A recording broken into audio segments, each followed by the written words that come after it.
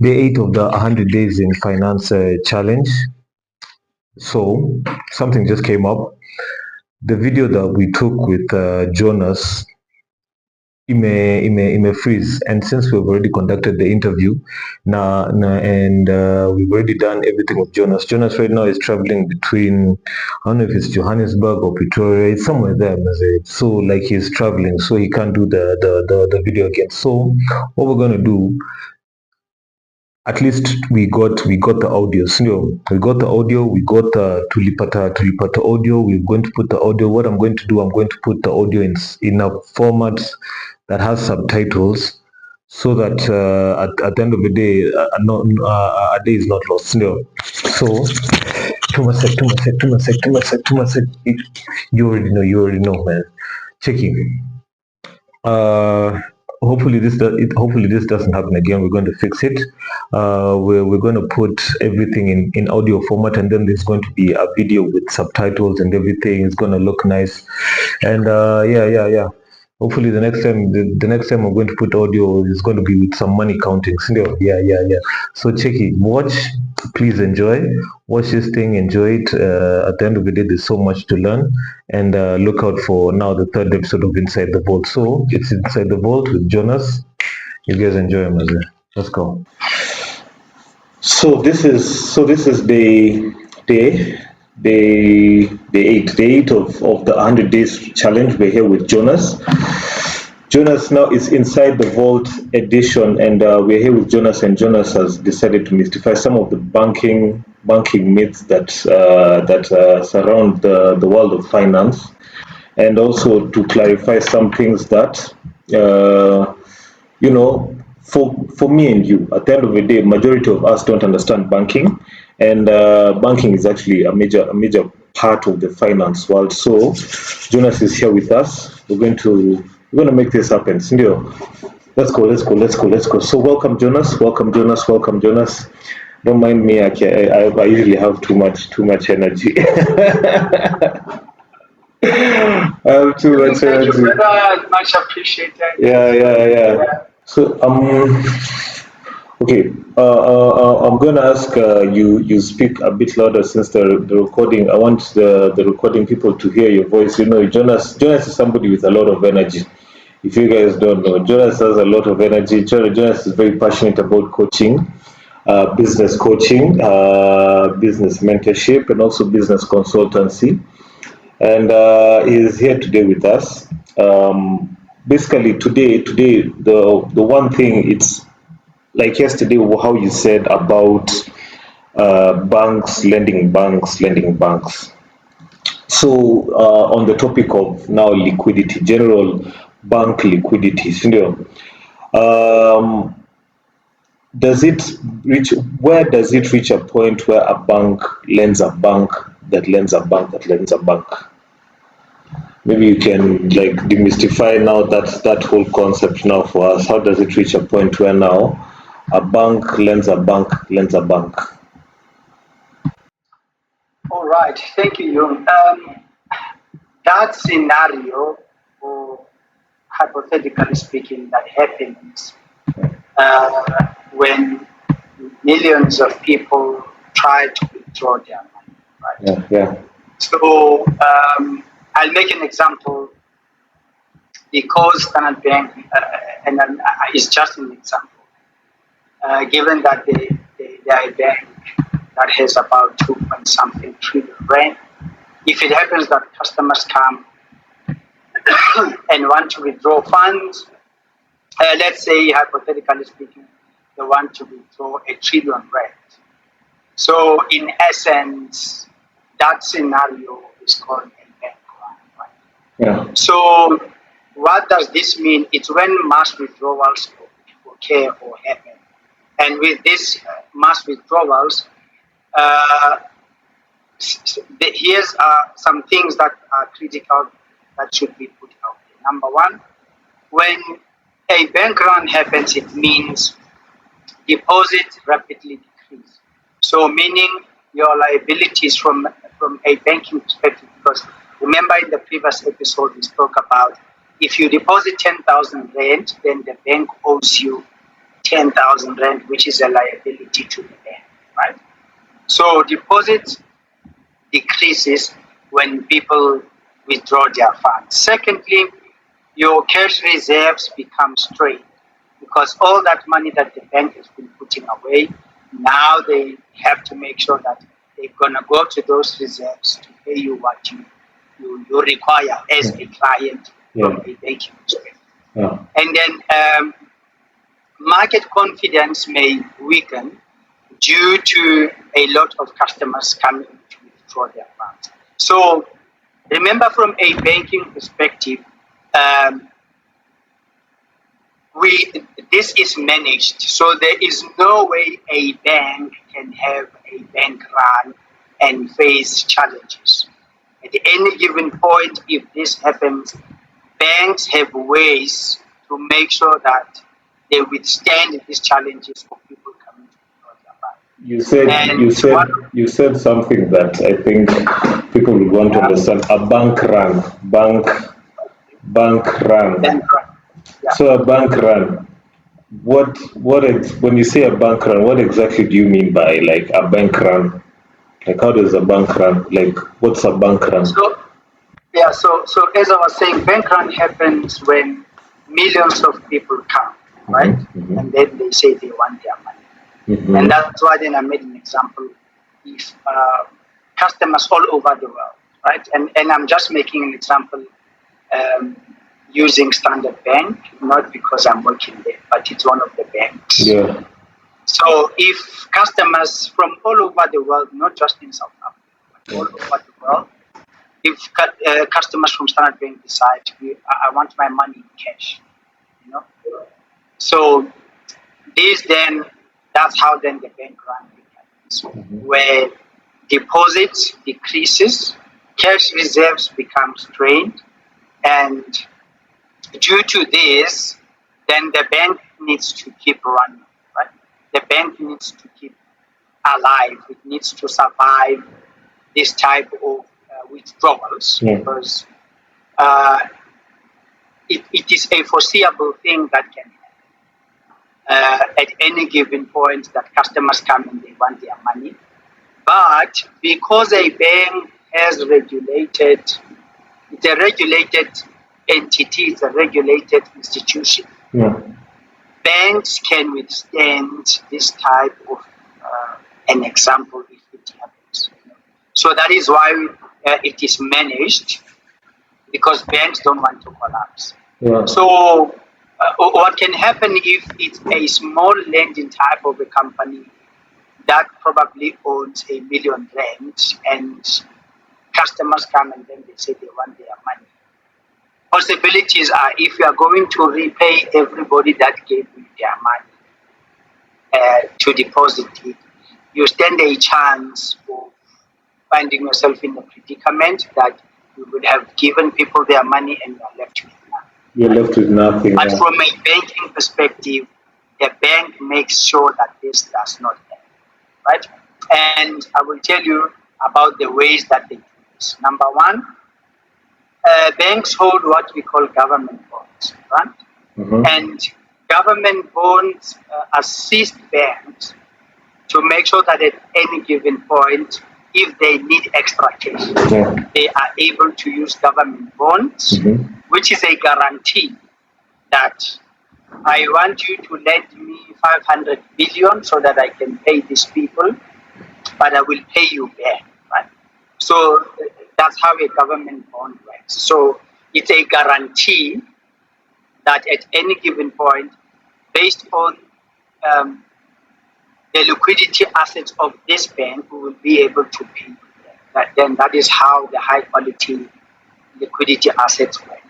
So they use government bonds and then also central banks to make sure that there are reserves that they are able to convert into cash to pay whichever customer that comes to the bank if they require their money. So government bonds, and then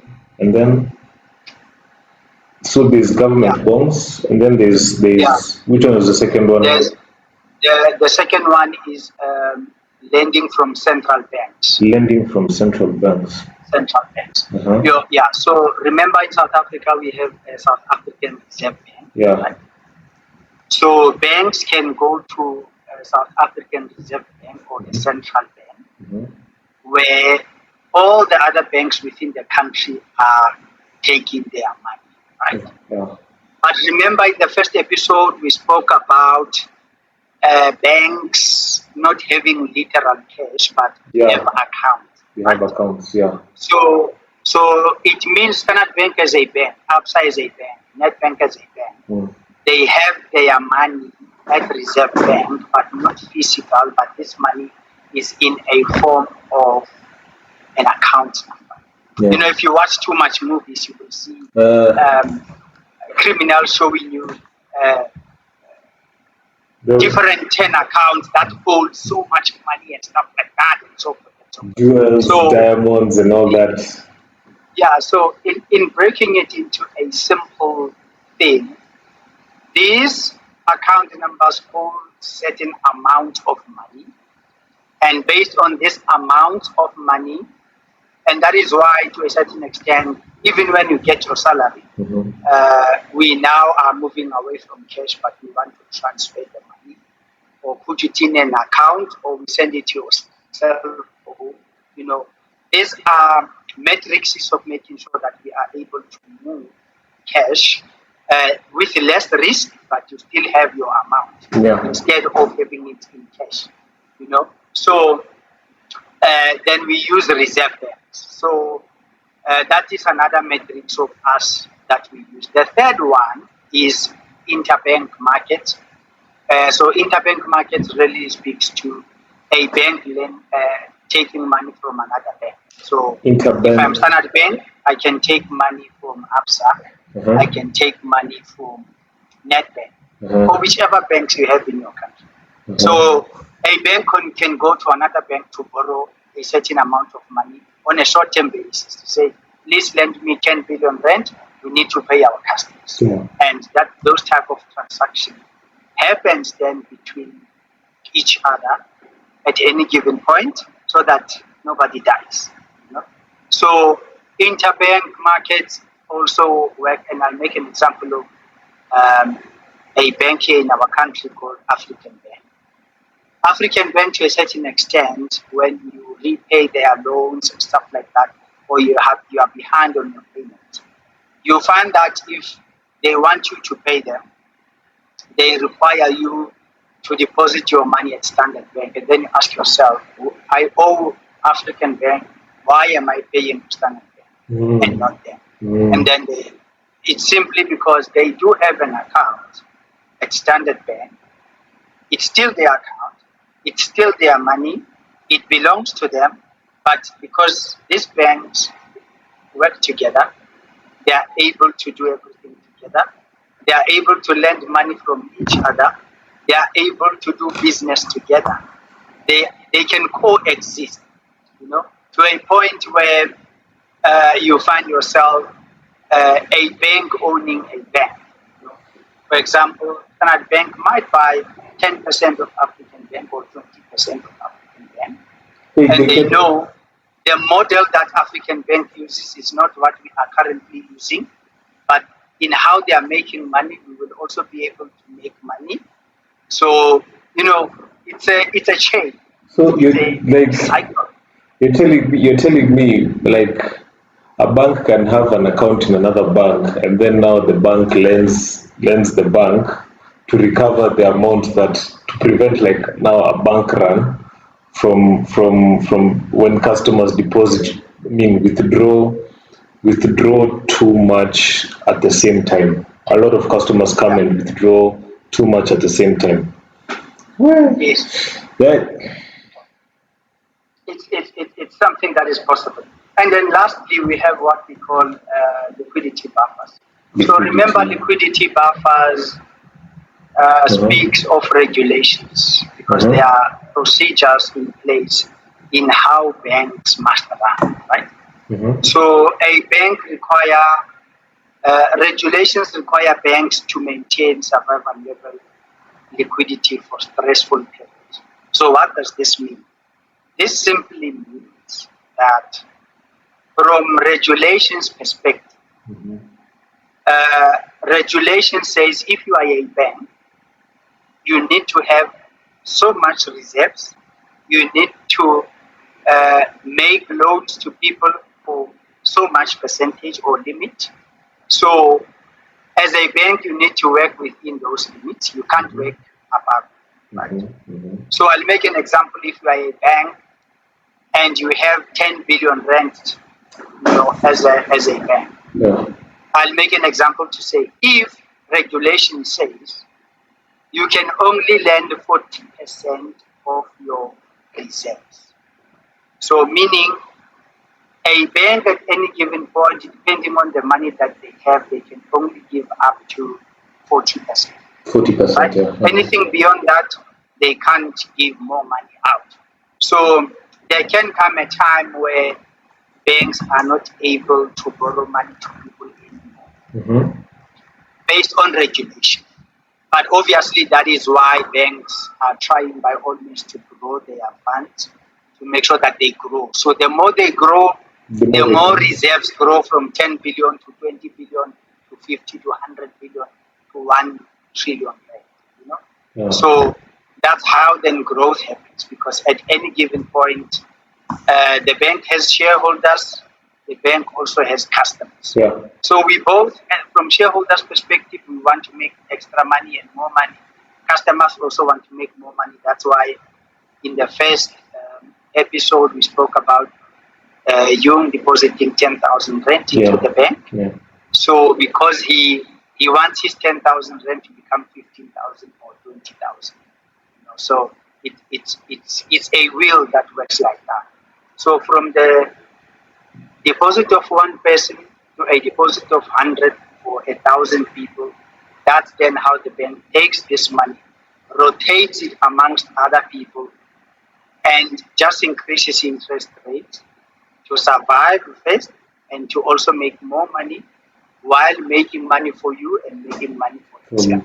So the bank, in fact, uses your money to make money. Oh.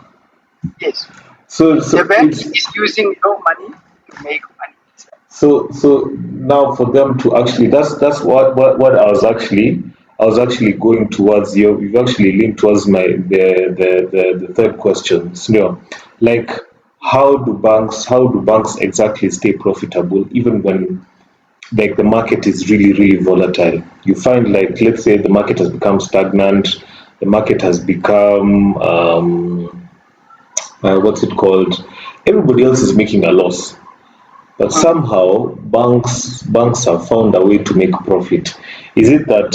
Yeah. Is it how do they even go about that?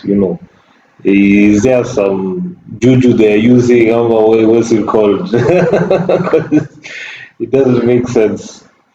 Yeah. So remember we already spoke earlier with regards to liquidity buffers, right? When I was making examples with regards to regulation. So the banks keep growing, right? Yeah. And the growth of the banks literally depends on making sure that at any given point um, they are liquid or they are able to survive tough challenges. So remember, if you have too much cash, you are reducing profitability. If you are also making a lot of loans to customers, you are increasing risk. So, Wait. from a banking perspective, we have what we call liquidity management framework. Wait, So wait, Jonas. yeah, There's something people need to understand, yeah? Because you said something, very controversial, that too much money reduces profitability. So how does, like, okay, if too little, that one you can understand, because too little money, that brings about like eradication. But too much money reduces profitability. How exactly does that work? So too much money. Let's say, for example, you have 10 billion rand, right? and this 10 billion rand of yours is just sitting there. How would your money grow if it is just sitting there? You have too much money, it's right here, you have it with you here as 10 billion, right? You say, I'm 10 billion rand richer, right? And that money is just sitting. Remember, we said in the first episode, that money is not in a vault. There is no vault with 10 billion, right? But at any given point, we are trying and pushing and making sure that at any given point, that money is in an account somewhere, right? So if you have 10 billion rand and it's sitting there in a bank account, you are running a risk of getting less returns, because if you will be getting returns at home, because it also depends on where you have put your money.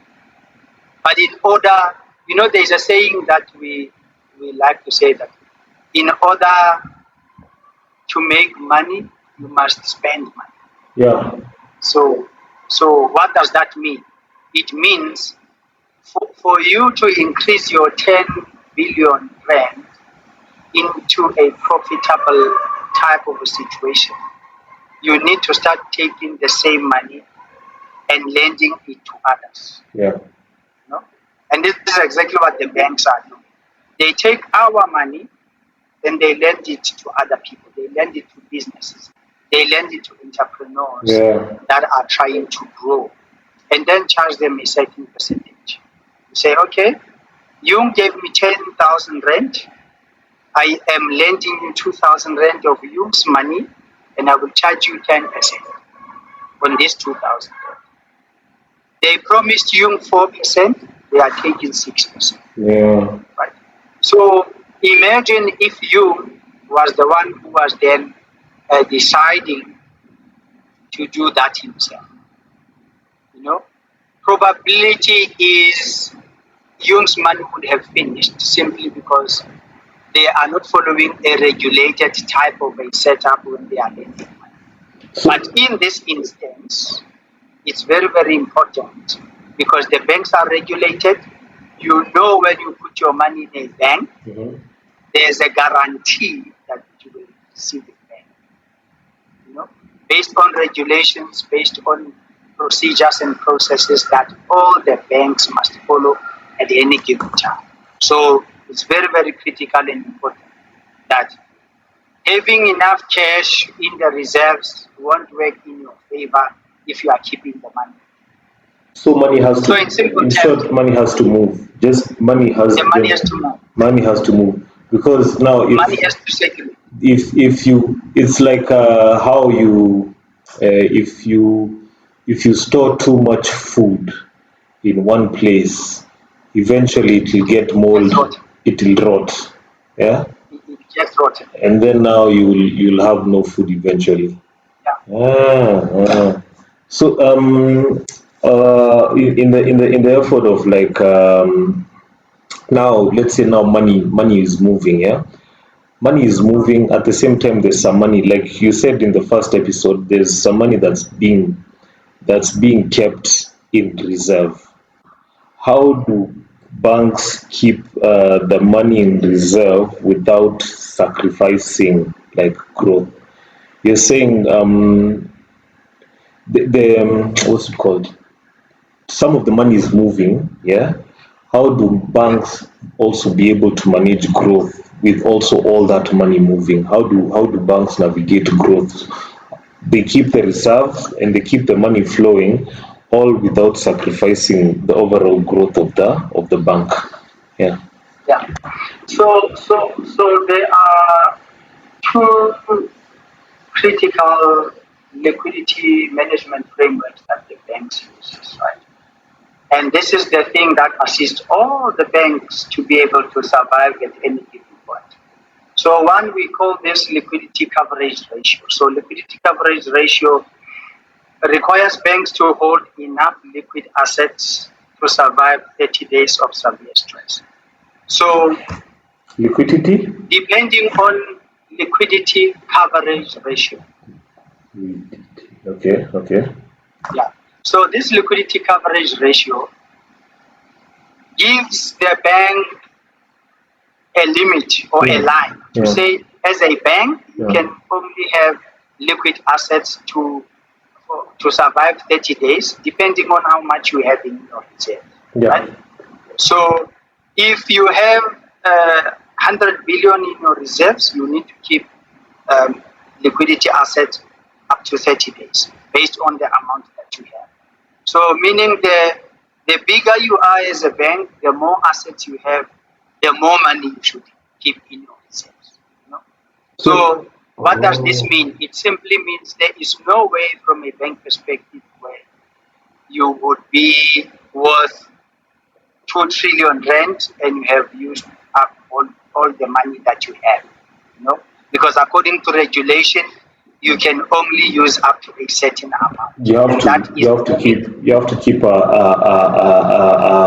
certain amount on deck just in case. Yeah, Ah. So in short, even people should adopt that strategy. For 30 days, you should keep yeah, you should save up an amount that you can last with for 30 days. yeah. Let's call it the 30-day rule.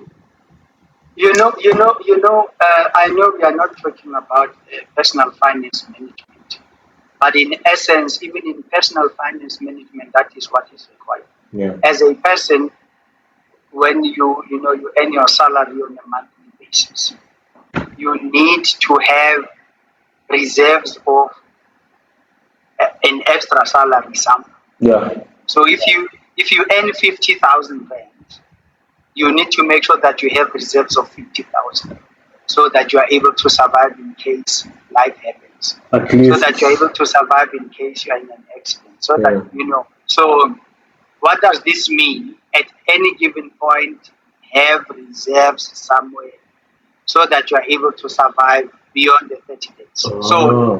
same principle applies, you know.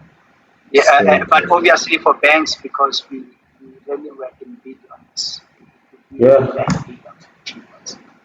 You And then, guys, you guys always seem to be like making profits, even when yeah, like things are even caving. during tough challenges, Yeah, exactly. even during COVID, Even during COVID, banks were even making during COVID, profits. I was yeah, like, yeah, and yeah, and the second one we call it net stable funding ratio.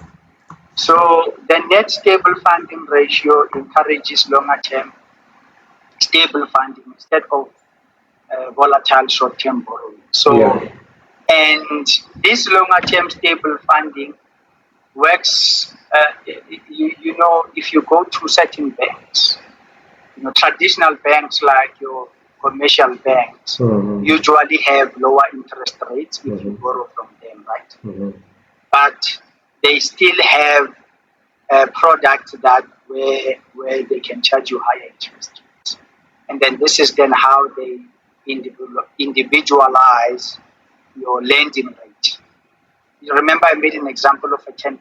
Yeah, Banks can go to 30%, 40%, 50%, yeah, depending on who you are, what your risk of paying the money back is, and so forth. And these are the things that make banks to be banks and to be able to survive the growth despite challenges that the world might be facing. There are banks, specifically here in our country, that close. There are banks. If you if you can do sort of a short study on ABSA Bank, Absa Bank. ABSA Bank was not ABSA before. ABSA is about 3, 4 banks that amalgamated to become one bank. Oh. So the name ABSA means Amalgamated Banks of South Africa. Amalgamated Banks of South Banks of Africa. South Africa. Yeah. And I've seen So so much transition, like transitions of South African banks coming into Kenya. Like recently, mm, Netbank bought NCBA. I was like, okay. Absa then came.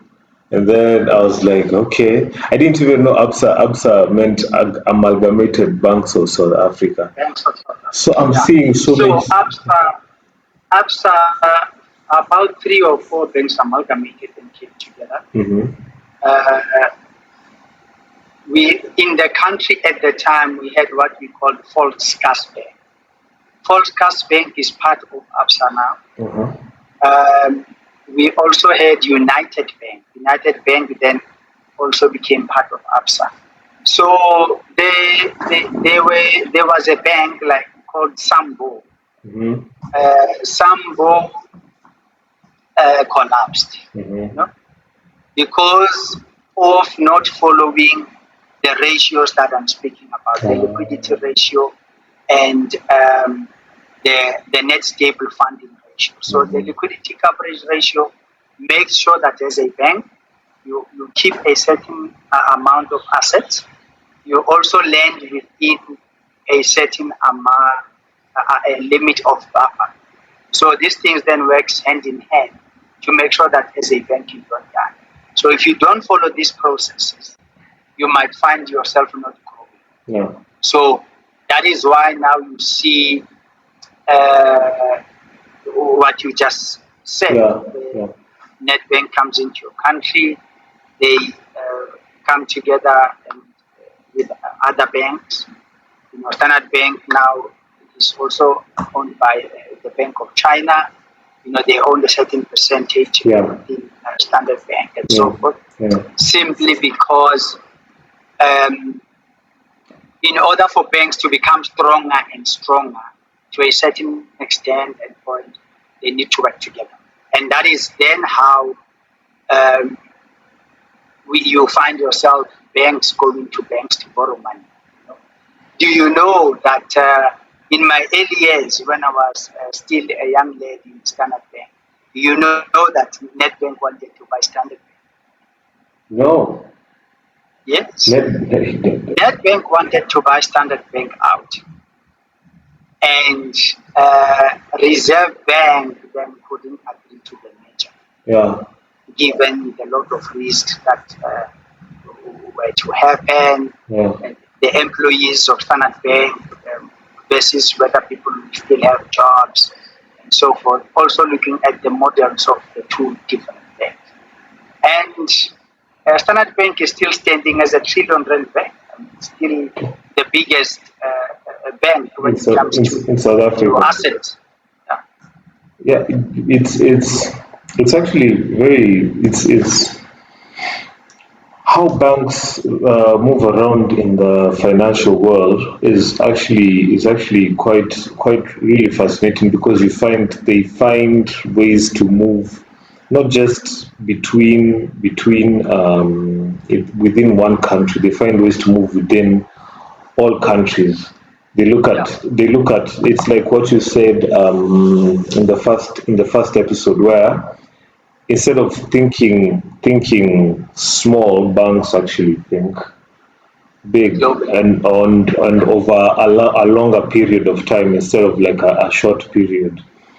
So that's one of the principles that's really, so thinking bigger and thinking in long term, instead of short term, and also.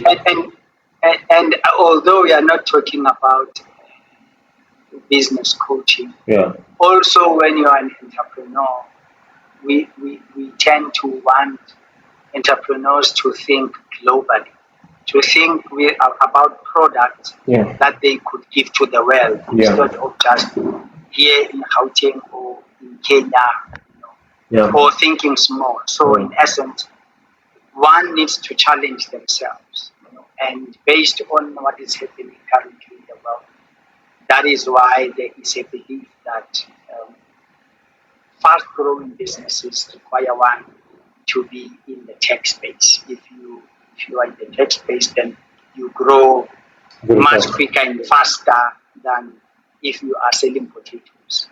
Yeah, it's true. But at the end of the day, the tech entrepreneur still needs to eat the potato. No, You no, no, see, Jacob. you see this sweet potato. So it's something also. I asked the CEO of our stock exchange. Yeah, I asked him agriculture. You see, like, let's say, I think that's a topic. That's a topic now we'll venture in the future, because now Yeah, that's where we're going. Like, let's say, like, yeah, if you compare, like, let's say something like agriculture, you have agriculture here, and then you have technology here. One is really lucrative, but one is has been there. It's like a necessity, because agriculture is really a necessity, but yeah. technology is more of something that's come recently. It's not necessarily a necessity, but it's a very lucrative business. How does a country regulate which one? Because you don't want to lean too much on one side and then leave the other. It's like how I was telling him, like, let's say if a bank is to look at the different sectors financially, there's, manufacturing, agriculture, and then the tech space, and then the service-based industries. There's a gap that's there, especially in the manufacturing and the agricultural space, that actually needs to be filled, more than even the tech. I think that's why Yeah. even China. I think that's why even China has overpowered guys, because they've put their tech into manufacturing and also agriculture. Anyway, Yeah. that's a whole topic for for For for another for day. for another day. Although we can't give Yeah. everybody everything. But for today, at least now we talked about the liquidity. I'm going to put what I'm going to do. Majority of the terms that you've talked about, I'm just going to put them. I'm going to put them somewhere up here, so that people can actually understand the terms that you're talking about. And also, yeah, today, guys, as you've seen from Jonas, liquidity. How do you balance having too much, not having too much cash, and having too little? How do banks balance that scale? And also, what's it called, the bank run, or what's it called, people withdrawing too much cash at the same time, and how banks prevent that. So I think, Jonas, won't take up more of your time. Thank you so much for giving us this time, your time, to explain these topics. We hopefully will see you again tomorrow. This whole week we're with Jonas. He's going to explain to us everything that we need in terms of entrepreneurship, banking, and how they correlate in the world of finance. So thank you, Jonas, again for giving us your time. Yeah, maybe you can have some closing remarks before now we go. Thank you, you. Much appreciated. And it is through these discussions that we are having that we are also equipping ourselves, so that we understand that as a people, as Africans, we, as I said in the first episode, that we have had banking, we have been practicing these principles. It was just a matter of us really putting them into practice Yeah. at any given point that we want to challenge ourselves.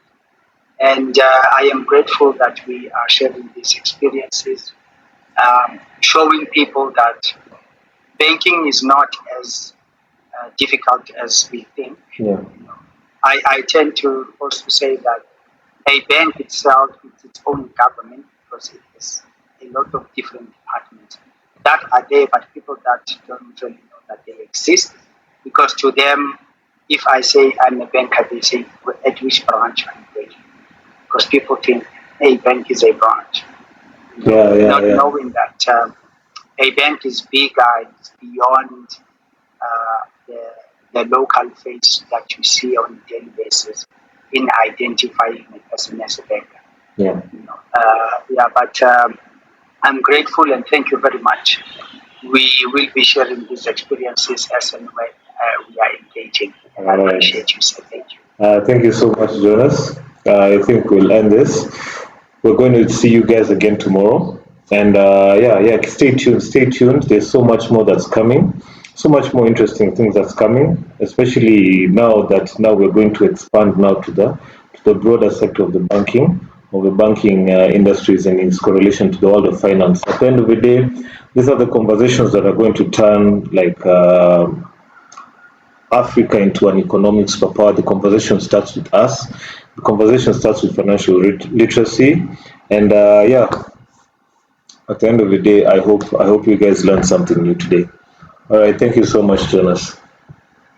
Thank you, Brother. You much appreciated and enjoy your day further. You too, you too. Thank you. Bye.